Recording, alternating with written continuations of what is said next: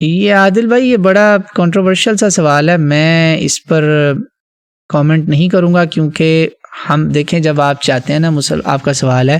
ائمہ اہل بیت خود کو کیا شیعہ ایز اے فرقہ سیکٹ مانتے تھے،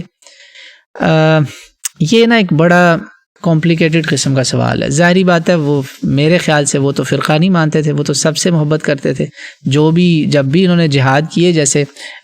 نفس زکیہ کا جیسے جہاد تھا، وہ ائمہ اہل بیت میں سے ایک ہیں، 12 کی لسٹ میں نہیں ہے مگر وہ انہی کے اولادیں ہیں اور ان کے ساتھ مطلب سب جڑے ہوئے ہیں نا۔ تو میں نفس زکیہ کا نسب بھی آپ کو بتاتا ہوں، عبداللہ ابن حسن کے یہ بیٹے، ٹھیک ہے، محمد عبداللہ ابن حسن کے بیٹے محمد اور ابراہیم، انہوں نے بھی جہاد کیا، اور نفس زکیہ یہ غالباً محمد ہے۔ بہرحال محمد ابن عبداللہ ابن حسن، یہ بہت بڑا جہاد تھا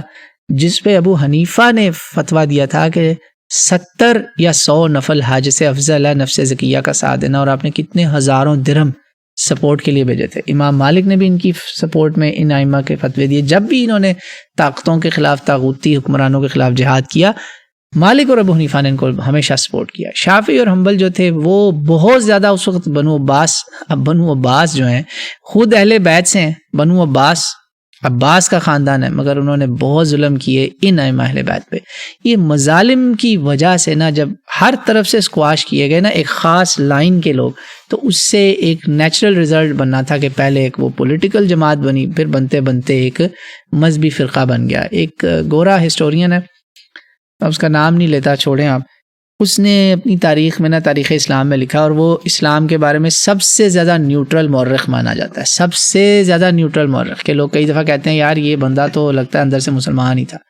اس نے شیعہ سنی سب کے ایکسپوز کیے، غلطیاں بھی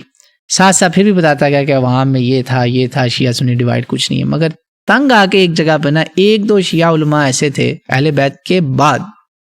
جن کو اس نے کہا بہت متعصب لوگ تھے، انہوں نے تعصب کو بڑھاوا دیا، اور پھر ترکوں کی طرف سے بھی اس طرح کے معاملات ہوئے آپس میں، پھر یہ ڈیوائڈ تقسیم در تقسیم ہوتی گئی، اس سے غیر مسلموں نے بہت فائدہ اٹھایا۔ اللہ تعالیٰ مجھے آپ کو اس سے بچائے اور ہم آپس میں بھائی بن جائیں، بالکل جیسے میں نے پیغام دیا۔ میں